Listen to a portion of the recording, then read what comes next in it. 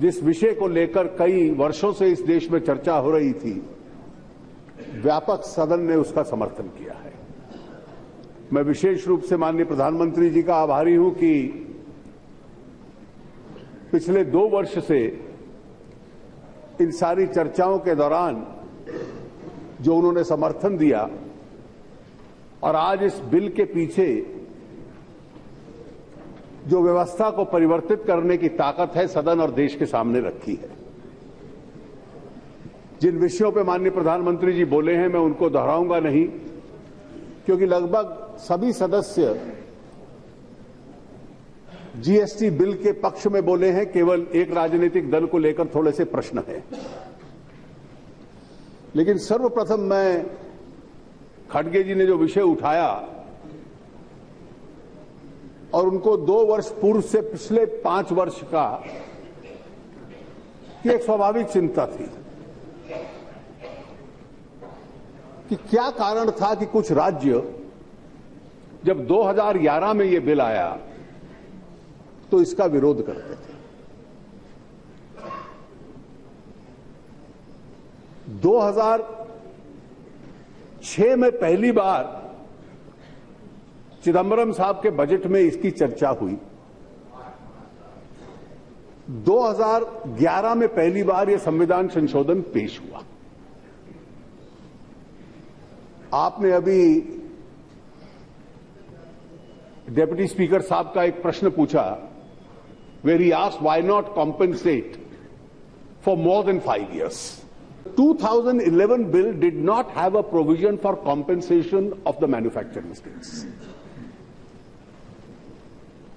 The 2011 bill was the first exercise which was made. From 2011 to 2013, it was before the standing committee. और ये वो standing committee थी जिसमें UPA के सदस्यों का बहुमत था। और इस स्टैंडिंग कमेटी की जो रिपोर्ट आई अगस्त 2013 में, वो सर्वसम्मति से आई थी। आपके भी सब सदस्य उस रिपोर्ट के साथ सहमत थे। यशवंत सिन्हा जी उसके अध्यक्ष थे। और उस बिल के संबंध में पहले तो मैं आपको यह याद दिला दूं कि न 2006 में, न 2011 के उस बिल में, न 2013 की उस रिपोर्ट में और मई 2014 को बिल को जिस स्थिति में आप छोड़कर गए थे, कभी भी उसमें कैप लगे ये न कभी सुझाव था, न कभी इसका जिक्र था। This cap and the concept of a cap is a subsequent thought. Even when this bill came before this House in May 2015, there was not a suggestion about a cap. Cap की इस विचारधारा को आपने adopt किया जब यह bill Rajya Sabha में गया पहली बार। तो इसलिए आपको सदा हमेशा आम व्यक्ति की, गरीब आदमी की चिंता थी और इसलिए कैप लगे। वो चिंता आपकी 2015 के बाद पैदा हुई। 2011 से लेकर 2014 जब तक आपका बिल था, वो चिंता आपको नहीं थी। तो जिसको आप फ्लॉड बिल कहते हैं, वो उसी परंपरा में था जिसमें आपका बिल था। दूसरी, उसमें मैं कमी नहीं कहूंगा, मैं आलोचना इसलिए नहीं कर रहा, this was an evolving process. There was no provision for compensation of the losing states. आज आपने हर क्षेत्रीय दल का, हर राज्य सरकार का विचार आपके सामने है। स्टैंडिंग कमेटी ने यह कहा कि 5 साल तक मुआवजा दो, 3 साल तक पूरा और फिर 2 साल स्टैगरिंग रूप में समाप्त हो जाए। Even that staggering reduction was not acceptable to the states. What did my friend Kalyan Banerjee say today? Ki please give us an assurance that it will be full compensation. जितने राज्य थे वो एक आवाज में कह रहे थे कि ये फुल कॉम्पेंसेशन हो। 2011 के बिल का मैं और आपको कल्पना बता दूं, मैंने आरंभ में भी कहा था, उसमें था कि जीएसटी काउंसिल कैसे निर्णय लेगी। GST council will decide by consensus. तो राज्यों के मुख्यमंत्री ये सवाल पूछ रहे थे, कंसेंसस का अर्थ क्या है? क्या कंसेंसस यूनानिमिटी को कहते हैं? क्या कंसेंसस सिंपल मेजॉरिटी को कहेंगे? क्या 2/3 या 3/4 बहुमत को कहेंगे? How will you define a consensus? Consensus is an elastic phrase. From 51% to 100% anything can be consensus. तो इसलिए स्टैंडिंग कमेटी, जिसमें आपके सदस्य बहुमत में थे, उसने ये फॉर्मूला बनाया कि 2/3 राज्यों की वोट होगी, 1/3 केंद्र की वोट होगी और 3/4 बहुमत चाहिए जीएसटी काउंसिल में निर्णय के लिए। और इस प्रस्तावना को जब आपकी सरकार के सामने गई तो नवंबर 2013 में जाकर, जब लगभग चुनाव की तैयारी शुरू हो चुकी थी, आपकी सरकार ने उसको स्वीकार किया और आपने कह दिया कि सुषमा जी ने और हमने मिलकर 5 साल के लिए रोक दिया उसको। नवंबर 2013 तब तक ये विषय तय नहीं थे। जब मई जून में हमने पहली बार मीटिंग बुलानी शुरू की 2014 में, तो राज्यों का पहला प्रश्न क्या था? राज्यों का कहना था, हम आपकी बात पे भरोसा क्यों करें? 2009, 10 और 11 3 साल के लिए जब यूपीए की सरकार थी और हर राज्य को कहा था कि सीएसटी कॉम्पेंसेशन राज्यों को मिलेगा, जो घाटा हुआ, फुल सीएसटी कॉम्पेंसेशन 3 वर्षों का मिलेगा, हमें एक फूटी कौड़ी केंद्र ने नहीं दी। When you are not paying us now, how do I trust you that you will pay me for the loss suffered because of GST? The precondition of the states was from 2009 to 2011, for 3 years, the government, central government didn't pay us. फिर हमने अपने खाते देखे कि भाई अब किस तरीके से पेमेंट करें। तो पिछले 3 साल से राज्यों को यह कमिट किया कि 1/3 जो राज्यों का उधार हमारे सर पे था, उसको हम उतारेंगे। 2/3 हम उतार चुके हैं, आखिरी 1/3 अब इस वर्ष के अंदर, तीसरे वर्ष में अपने उतारेंगे। राज्यों का जो विश्वास था, पास्ट कॉम्पेंसेशन आपने दिया नहीं, फ्यूचर कॉम्पेंसेशन का आप वायदा नहीं कर रहे, सिर्फ कंसेंसस से निर्णय होगा, ये आपका बिल है। और ये जो आज आपने विषय उठाया और मोइली साहब ने विशेष रूप से कहा कि जुडिशियल ट्राइब्यूनल, जो 2011 के बिल में था कि कोई विवाद आ जाए तो जुडिशियल ट्राइब्यूनल उसको रिजॉल्व करेगा, मैंने पहले भी दूसरे सदन में यह कहा था, मैं फिर एक बार दोहराता हूं कि जीएसटी काउंसिल में किस प्रकार से फंक्शनिंग होगी। आज टैक्स कितना लगे वो संसद तय करती है, राज्य में कितना लगे वो राज्य की विधानसभा तय करती है। काउंसिल बनने के बाद इन दोनों के अधिकार रहेंगे, लेकिन जीएसटी काउंसिल के सुझाव के ऊपर ये लोग तय करेंगे।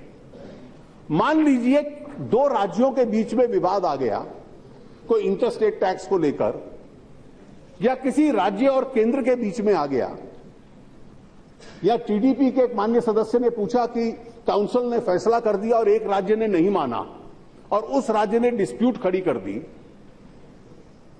How are taxation disputes to be resolve between the centre and the states? These are political decisions.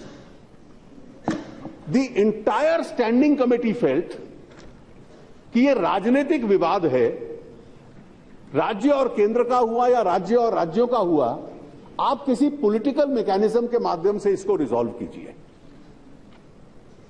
और इसके पीछे एक भावना यह भी थी कि ये जो हमारी व्यवस्था में, सेपरेशन ऑफ पावर्स की व्यवस्था में एक इम्बैलेंस आया है कि एग्जीक्यूटिव फंक्शनिंग के अंदर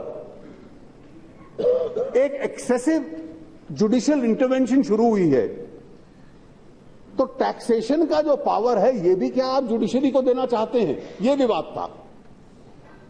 और इसलिए डिस्प्यूट रिड्रेसल के माध्यम से टैक्सेशन पावर आप जीएसटी काउंसिल में रखिए और काउंसिल तय करेगी कि किस तरह का डिस्प्यूट रिड्रेसल मैकेनिज्म हमने बनाना है। This the council will decide. Don't hand over this power also to the court.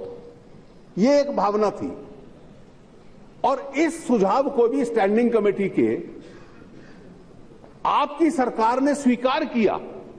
मैं आज फाइल लाया हूं जहां पर आपकी सरकार ने इसको नवंबर 2013 में इसको स्वीकार किया और हमने जो बिल बनाया वो उसी आधार के ऊपर बनाया। आपने सुझाव दिया कि इसकी थोड़ी भाषा बदल दीजिए, हमने उसकी भाषा बदल दी। अच्छा, ये संभावना भी हो सकती है कि कोई मैकेनिज्म ऐसा हो जिसमें कानूनी मुद्दे हो तो जुडिशियल इंटरवेंशन भी हो सकती है।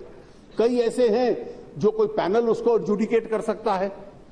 लेकिन इन तमाम विषयों को लेकर 2011 के कानून को लेकर बहुत विवाद थे।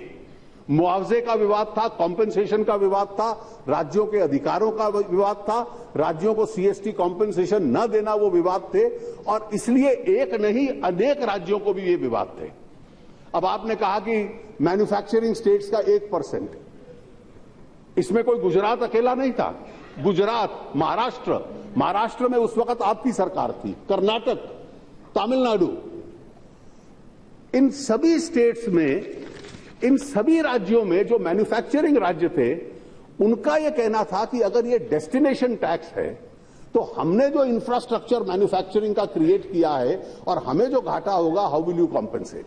And that is why Mr. Thambidura is today asking what will happen to the loss suffered by my state, which is a manufacturing state, because I have invested heavily in the state.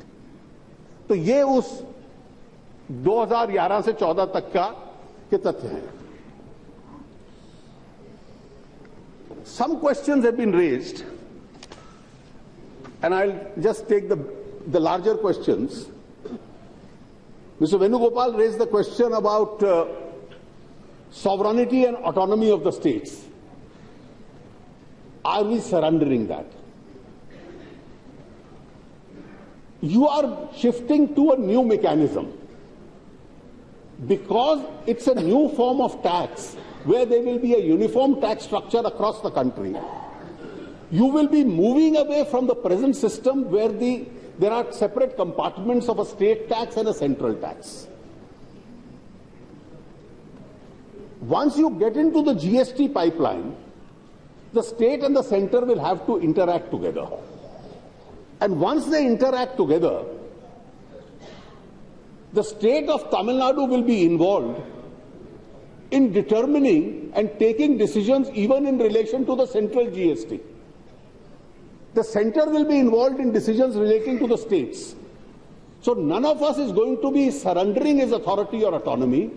We are both going to be pooling our sovereignty together so that we are able to create a new taxation mechanism.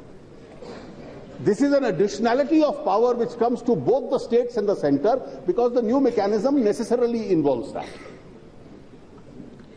The second question, which Mr. Thambidura raised, is with regard to this fear of the unknown as to what happens after 5 years if there is a continuous loss of taxation. Sir, we are moving towards a more efficient system. We are moving towards a system which is going to plug leakages. We are moving towards a system which is going to plug corruption in a big way.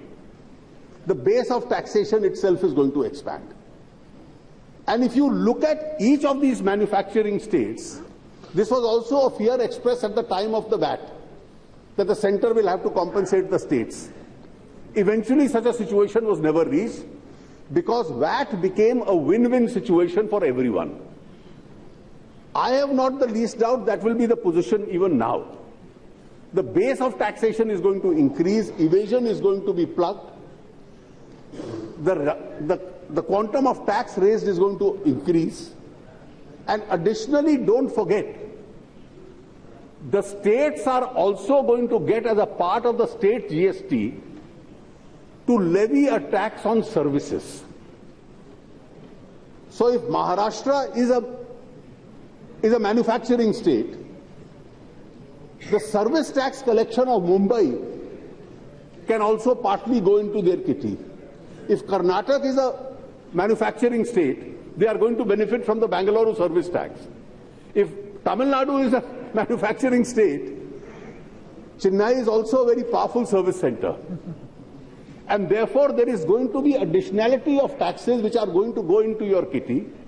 The structure is going to change, and therefore this fear that our rates are going to come down after 5 years, I think this is an exaggerated fear which should not really materially impact on us. जो मूल बहस जो 2015 के बाद में आरंभ हुई, वो बहस इस विषय की है कि टैक्स की रेट क्या होनी चाहिए।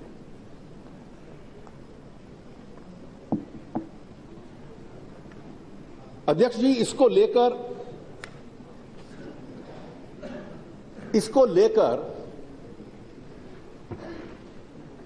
तरह तरह के विचार हैं। खड़गे जी ने कहा कि इससे आम आदमी के ऊपर दबाव ना पड़े जिससे कीमतें बढ़ जाएं। जो सीपीआई कंज्यूमर प्राइस इंडेक्स की बास्केट है, उसके 54% आइटम ऐसे हैं जो इस इनडायरेक्ट टैक्सेशन के बाहर हैं, वो जीएसटी में भी शायद बाहर रहेंगे। अधिक आइटम ऐसे हैं बकाया में से जो लोअर टैक्स रेट में आते हैं, और 12-13% ऐसे हैं जो स्टैंडर्ड रेट में आएंगे। मैं इसका जिक्र इसलिए कर रहा हूं कि जीएसटी के बाद भी कई प्रोडक्ट्स होंगे जो टैक्सेबल नहीं होंगे, कई ऐसे होंगे जिन पे कम टैक्स लगेगा, जो आपने चीफ इकोनॉमिक एडवाइजर की रिपोर्ट पढ़ी, कई होंगे जिन पे स्टैंडर्ड रहेगा, और स्टैंडर्ड से ऊपर वो होंगे जिन्हें हम डीमेरिट गुड्स कहते हैं, जो पर्यावरण के लिए खराब है, स्वास्थ्य के लिए खराब है, या लग्जरी आइटम्स हैं। अब बीएमडब्ल्यू गाड़ी और हवाई चप्पल के ऊपर एक जितना टैक्स नहीं लग सकता, अलग अलग टैक्स लगना चाहिए, और इसलिए ये अलग अलग स्लैब्स होते हैं। इस टैक्सेशन के पीछे जो रेवेन्यू न्यूट्रल रेट है, उसका सरल अर्थ यह है कि आज केंद्र और राज्य जितना टैक्स इकट्ठा कर रहे हैं, अगर उतने स्तर का टैक्स इकट्ठा करना है तो कितनी परसेंटेज होनी चाहिए टैक्स की, वो रेवेन्यू न्यूट्रल रेट आपको बता देंगे। अब उस न्यूट्रल रेट के एक अंक को हम 3 हिस्सों में बांट दें कि कम दर वाला कौन सा होगा, स्टैंडर्ड दर वाला कौन सा होगा, और ज्यादा दर वाला कौन सा होगा, तो उद्देश्य है कि हम वहां तक पहुंचे। अब यह कैलकुलेशन का विषय है, राजनीतिक स्लोगन्स का विषय नहीं है। इसमें सभी राज्यों ने, और आप जो कहते हैं कि हमसे बात करो, उस सदन में तकलीफ होगी नहीं तो यहां होगी, ये आप वर्सेस हम नहीं है, देम वर्सेस अस नहीं है। जो मंच इसको तय करेगा उसमें आपके भी 8 फाइनेंस मिनिस्टर्स होने वाले हैं, जो कांग्रेस पार्टी के भी फाइनेंस मिनिस्टर्स होंगे, लेफ्ट पार्टीज के 2 होंगे, तृणमूल कांग्रेस के होंगे, उनके तो अध्यक्ष ही हैं एम्पावर्ड कमेटी के। आज हर राजनीतिक दल, जो प्रमुख राजनीतिक दल है, समाजवादी पार्टी के वित्त मंत्री वहां पर होंगे, जनता दल के वित्त मंत्री वहां पर होंगे जो बिहार सरकार के हैं, बीजू जनता दल के वहां होंगे, और वो सारे अपने अधिकारियों के साथ कैलकुलेशन करेंगे। I deal with that issue separately. वो सारे के सारे कैलकुलेट करेंगे। वो भी उतना ही चुने हुए हैं जितना हम यहां पर बैठे हुए इलेक्टेड हैं, और चुने हुए वो सारे 29 राज्यों के वित्त मंत्री और केंद्र सरकार के प्रतिनिधि क्यों चाहेंगे कि हम लोगों के ऊपर अनावश्यक बोझ डालें? अब क्या उत्तर प्रदेश के वित्त मंत्री ये चाहेंगे कि मैं इतना बोझ डाल दूं कि चुनाव सिर पे है ताकि लोग मेरे खिलाफ हो जाएं? वो भी कोशिश करेंगे जिस न्यूनतम टैक्स से मेरा काम चलता है सरकार का, मैं केवल उतना टैक्स लगाऊं। बिहार के वित्त मंत्री वो चाहेंगे, और आपके भी कर्नाटक के वित्त मंत्री यही तर्क देंगे कि जितने टैक्स से काम चलने वाला है राज्य का, हम उतना टैक्स लें। अब इन सब ने सर्वसम्मति से प्रस्ताव पारित किया कि हमारे 2 गाइडिंग प्रिंसिपल होंगे। पहला सिद्धांत होगा कि मौजूदा रेट से हम नीचे आए। मौजूदा रेट क्या है? आज 80% आइटम्स पे केंद्र जो एक्साइज लेता है 12.5%, 60-62% आइटम्स पे जो राज्य वैट लेते हैं वो 14.5%। तो अधिक मात्रा में आइटम्स पे तो 27% आज ले रहे हैं, उसमें फिर छोटे टैक्सेस और जोड़ लीजिए, तो धीरे धीरे इसको कम करेंगे। और कम क्यों होंगे? 3 कारणों की वजह से ये कम होंगे। एफिशिएंसी सिस्टम में आएगी, टैक्स के ऊपर टैक्स नहीं होगा, और उसके अतिरिक्त कई low cost low taxation items होंगे जिससे इसकी एवरेज नीचे आएगी। तो उन्होंने सर्वसम्मति से यह कहा कि जितने भी मैन्युफैक्चरिंग टैक्सेस हैं, हम उन मैन्युफैक्चरिंग टैक्सेस को मौजूदा स्तर से नीचे लाएंगे, धीरे धीरे नीचे और लाएंगे, और उतना टैक्स इकट्ठा करेंगे जितना आज की तारीख में सरकार का काम, जिसमें सारे विकास कार्य हो पाए, जितने गरीबी उन्मूलन के हमारी योजनाएं हैं वो सारी चल पाए, उसके लिए जितना सरकार को चाहिए। कोई ये नहीं चाहेगा कि सरकार एक्सेसिव प्रॉफिटियरिंग करे और मतदाता को नाराज कर दे। कोई राज्य ये नहीं चाहेगा कि इतना कम भी हो कि जिससे मैं वेतन देने की स्थिति में ना रहूं। तो इसलिए उन 29 राज्यों के वित्त मंत्रियों में उतनी ही जिम्मेवारी होगी इस विषय में जितनी आप में और मुझ में है। और इसलिए हम अंदाजा लगा लें कि आप पे हमें शक है। ये शक आपको 2006 से लेकर 2014 तक तो था नहीं, जब बिल में कैपिंग नहीं थी। और इसलिए वो जब कैलकुलेट करेंगे तो जीएसटी काउंसिल के अंदर वो इसका कैलकुलेशन करेंगे, और वो कैलकुलेशन हम लोगों के समक्ष सामने आएगा, और फिर हमारे में अधिकार होगा कि हम किस प्रकार से उसका कानून बनाते हैं। और काउंसिल को ये अधिकार ये संविधान संशोधन दे रहा है। अब एक विषय ये उठा कि the AIDMK raised this issue that this 1/3 versus 2/3 between the center and the states, Mr. Venugopal said, should be made 1/3, 1/4 versus 3/4. Now, if you make it 3/4 for the states and 1/4 for the center, and the quorum required for vote is 3/4, effectively you are ousting this union government from the taxation system of India and its decisions. Was that ever the intention how India is going to be run? The very first article of the Constitution says India, that is Bharat, is the union of states, and you want the union to be out of any decision making with regard to the union taxation. I have repeatedly said in the other house, and I am repeating in this house, India is a union of states, not a confederation of states. And therefore you need a strong union and you need strong states. You can't have a weak, helpless union. Who is going to organize the defense of India? Who is going to organize the maintenance of public order? Who is going to organize the battle against terrorism? Who is going to have all the poverty eradication? Every day we say, give more help to the states, give more help for centrally sponsored schemes, have more devolutions. We say this because the union has to have that union authority, and therefore to say that give 3/4 majority to the states so that the union can be ousted is not a very reasonable suggestion itself. No, you mentioned that in fact your memorandum says 3/4 should be the right of the states. Your memorandum in writing says that. Several questions have arisen. What if a state wants to disagree with the decision of the council? Well, it can raise a dispute. That is why the dispute redressal mechanism is there. अब CPM के माननीय सदस्य ने पूछा कि क्या कोई राज्य अगर कोई टैक्स लगाना चाहता है तो काउंसिल मगर तय करती है, अगर जीएसटी काउंसिल तय करती है कि राज्यों को कोई स्वायत्तता है या किसी एक राज्य को है, तो वो काउंसिल का विषय है। अभी काउंसिल बननी है, काउंसिल ने सुझाव देना है, ये विषय वो राज्य काउंसिल के समक्ष रेस करेगा। और इस संविधान संशोधन में ये प्रावधान है कि किसी राज्य में विशेष परिस्थिति आती है, कहीं बाढ़ आ गई, कहीं सूखा आ गया, तो फिर काउंसिल उस राज्य के संबंध में उस विशेष परिस्थिति में उपयुक्त निर्णय कर सकती है। मोइली साहब raise this question of whether this house is a minor partner. Sir, in matters of taxation, you are the major partner. The charge against me is that I am saying you are too major a partner. And that is how the Constitution envisaged it. And therefore,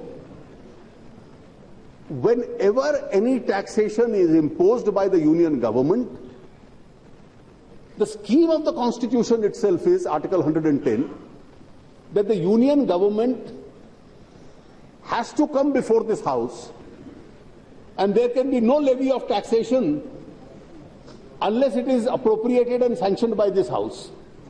And therefore, in matters of taxation, you have really the predominant authority. The other House has an authority to make suggestions. Now, what is bill की shape क्या होगी? Bill का draft बनेगा। मेहताब साहब ने उसका उत्तर दे दिया। Bill का ड्राफ्ट कौन बनाएगा? मैं नहीं बनाऊंगा। इस संविधान संशोधन में जीएसटी काउंसिल बनाएगी, जिसमें आपके भी वित्त मंत्री होंगे, आपके भी राज्य के प्रतिनिधि। वो काउंसिल इसका ड्राफ्ट बनाएगी, वो ड्राफ्ट केंद्र सरकार के पास आएगा और वो ड्राफ्ट राज्यों के समक्ष आएंगे। और इसलिए जब राज्यों के समक्ष आएंगे, जो सेंट्रल जीएसटी का ड्राफ्ट होगा वो पार्लियामेंट में आएगा, जो आईजीएसटी का होगा वो पार्लियामेंट में आएगा, जो एसजीएसटी का होगा वो सब विधानसभाओं में जाएगा। और इसका उत्तर दीपेंद्र जी आपके प्रश्न का भी है, जो आर्टिकल 109 और 110 को लेकर आपने डिस्टिंक्शन बतलाया। आर्टिकल 109 वाले जो कानून होंगे वो सारे राज्यों के अंदर जाएंगे, इस संसद में नहीं आएंगे। What is credited to the consolidated fund of a state will be determined by the legislature of that state. यहां सिर्फ वही आएंगे जो आर्टिकल 110 वाले होंगे या आर्टिकल 117 वाले होंगे. It's only those which will come here. And finally, it is whatever final draft the GST Council prepares, depending on the language of that draft, it will be the authority of the Speaker to decide. And let me just tell you, this argument which is being raised that I have an option. There are some three boxes: general bill, financial bill and money bill. And I have an option in which one to put it. I have no such option. The Constitution clearly defines which each bill is. The language used in Article 110 is, a bill shall be deemed to be a money bill only if the following conditions are present. It shall be deemed to be. And therefore, we are all bound by the mandate of 110. If it doesn't have the ingredients of Article 110, then it will get into Article 117 and become a financial bill. But if it has the ingredients of Article 110, then it shall be deemed. This optional choice, और मैंने इसका दूसरे सदन में उत्तर दिया था, what is the difference between the jurisdiction of the two houses? Otherwise, both houses of parliament are equal. Under Article 75, the Council of Ministers is responsible to this House. It can't survive a minority in this House, it can survive a minority in the other House. Vote of no confidence जो होता है केवल इस सदन में होता है, उसमें नहीं हो सकता. और मनी बिल के संबंध में, मनी बिल केवल इस सदन में इंट्रोड्यूस हो सकता है, मनी बिल पे सिर्फ इस सदन में वोट हो सकता है, और मनी बिल अगर गिरता है तो सरकार के पास कोई ऑप्शन नहीं, सरकार उसी वक्त इस्तीफा देती है. राज्यसभा में अगर क्योंकि वोटिंग नहीं होती तो इसलिए गिर नहीं सकता. अब आप कहते हो भाई आपके पास ऑप्शन है, मनी बिल बनाओ ना बनाओ. कल ऐसी स्थिति आ गई कि मनी बिल आया और सरकार गिरने लगी है, तो आपके सुझाव को मान के वो कहे अच्छा अब मान लो ये मनी बिल नहीं है. Option can work either way. अगर मैं आज मनी बिल को नॉन मनी बिल बना सकता हूं तो डिस्ट्रेस सिचुएशन में भी उसको बना सकता हूं क्या? The answer is no. What is within the definition of Article 110 will be a money bill, otherwise it will not be a money bill. आपने एक ठीक कहा कि इनडायरेक्ट टैक्सेस रिग्रेसिव होते हैं, इसलिए डायरेक्ट बढ़ाओ और इनडायरेक्ट को धीरे धीरे कम करो। नीति के तौर पे ये सही सुझाव है, पर इसमें कई चुनौतियां हैं और इसलिए इस पुस्तक में से उसको पढ़ लेना कि पूरी दुनिया में क्या होता है और इस देश की वास्तविकता के साथ जोड़ना। इस देश में 25 करोड़ परिवार हैं और डायरेक्ट टैक्सेस जिन देशों में ज्यादा हैं इनडायरेक्ट की तुलना में, वहां अधिकतर परिवार टैक्स देते हैं। यहां हमने कृषि क्षेत्र के उस 25 करोड़ में से 15 करोड़ को मुक्त किया हुआ है। इसलिए केवल थ्योरेटिकल तरीके से यह कह देना कि आप डायरेक्ट टैक्सेस को बढ़ाओ, अब ये तर्क लगाइए जो बकाया डायरेक्ट टैक्सेस की बेस है, इतने बड़े वर्ग 60% लोगों को उससे मुक्त किया हुआ है, उसके अलावा बीपीएल है, उसके अलावा एग्जेम्प्टेड कैटेगरी के लोग हैं। एक बहुत बड़ा वर्ग है इस देश में जिसको डायरेक्ट टैक्सेस से इस देश ने मुक्त किया हुआ है सामाजिक और आर्थिक आधार के ऊपर। देखिए, world over please understand the reason why corporate taxes are coming down compared to individual taxes, because the highest bracket individual tax is paid by the wealthy, that is increased, so that people have surplus corporate income in order to reinvest. That is the principle. Therefore, if you see the general pattern globally, and that's based on a global experience, otherwise if you keep them unduly high, then the investor has a choice.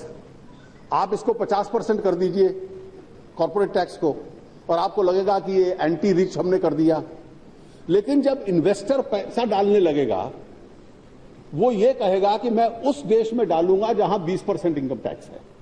ये केवल विदेशी, पिछले आपकी सरकार भी आपने 10 साल चलाई, कितने भारतीय एंटरप्रेन्योर्स थे जिन्होंने हिंदुस्तान के बाहर जाकर फैक्ट्रियां लगा दी। कई कई अलग अलग कारण थे और उन कारणों में से ईज ऑफ डूइंग बिजनेस भी कारण है। एक कारण यह भी होता है कि आपको अपने प्रतिस्पर्धा में जो लोग हैं, कंपेटिटर्स हैं, उनकी तुलना में कंपेटिटिव टैक्स रेट देना पड़ता है। हमारा जो कंपेटिटिव टैक्स रेट देने के लिए, ताकि सरप्लस इनकम्स को लोग वापस वहां पर री इन्वेस्ट कर पाए, इसके पीछे एक ये भी उद्देश्य होता है। और ये पहली बार मैंने नहीं कहा। Who was the creator of the idea in India that the corporate tax rate should be brought down so that people can invest in India, both from outside and within India, create more jobs? Who created this idea? Not me. The direct tax code brought in by the UPA government. आपकी सरकार जो direct tax code लाई थी, ये उसी का सिद्धांत था। और इसलिए जैसे आपने कैप के ऊपर एक आफ्टर थॉट ले ली, अब इसके ऊपर एक आफ्टर थॉट लाइए, इसकी कोई बहुत ज्यादा आवश्यकता नहीं है। देखिए खड़गे जी, एडवाइजर्स आपसे जब आपकी पार्टी से बात हुई है, मैं स्पष्ट कर दूं, इस पूरी थियरी का एक तो उनकी रिपोर्ट में कोई 18% था नहीं। उसमें था कि अगर हम ये कदम उठाते हैं तो ये 16.9 से लेकर 18.9 तक हो सकता है। Approximately this is 17 to 19%। उस 17 से 19% में दो तथ्य आपको और जोड़ने पड़ेंगे, और ये राज्यों का तर्क था। और केरल के इनके जो मिनिस्टर हैं वो बार बार ये स्टेटमेंट देते हैं। पहला तर्क ये था कि ये सारे के सारे फिगर्स 2013-14 पे आधारित हैं। 13-14 के बाद जो सेस लगे हैं उन सेसेस को भी इसमें जोड़िए, उसका फर्क पड़ेगा। दूसरा, केंद्र को भी इतना टैक्स चाहिए होगा कि जो राज्यों को मुआवजा कॉम्पेंसेशन देना है वो कॉम्पेंसेशन भी उसमें फैक्टर इन हो जाए। तो ये जो 17.9 का फिगर था, 18.9 का, 19 का, उसमें ये दो फैक्टर और ऐड होते हैं। सीए ने ये अपना पूरा प्रेजेंटेशन राज्यों के वित्त मंत्रियों को दिया। हर वित्त मंत्री ने, जिसमें आपकी पार्टी के राज्य भी थे, उन्होंने कहा कि हमारा कैलकुलेशन आपसे अलग है। जब आपकी पार्टी से हमारी चर्चा हुई तो राज्यों का आकलन क्या है और हमारा आकलन क्या है, कांग्रेस पार्टी के नेतृत्व को हमने दोनों असेसमेंट्स और आकलन प्रेजेंटेशंस दे दिए। इसलिए इसके ऊपर जो ओपिनियन है, जो विचार है दो अलग अलग, वो एक दिशा में आए, कन्वर्ज हों, और कन्वर्ज होने के बाद जीएसटी काउंसिल उसको तय कर लेगी। Both these views will be before the GST council. Your finance ministers will also be there in the GST council when we decide this actual figure. ये कोई हम सेंट्रल गवर्नमेंट नहीं करेगी सरकार, हमारा उसमें केवल 1/3 वोट होगा, 2/3 वोट राज्यों का होगा जो तय करेंगे। और राज्यों को मालूम है कि जनता पे कितना कम टैक्स लगाना है और अपना गुजारा जिससे चलता रहे उतना टैक्स लगाना है।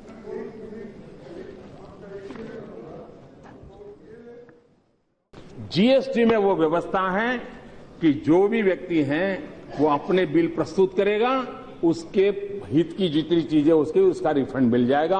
और इसलिए ये जो पुरानी जो है कच्चे पक्के की दुनिया एक प्रकार से काले धन को भी वो मोबिलाइज करती हैं।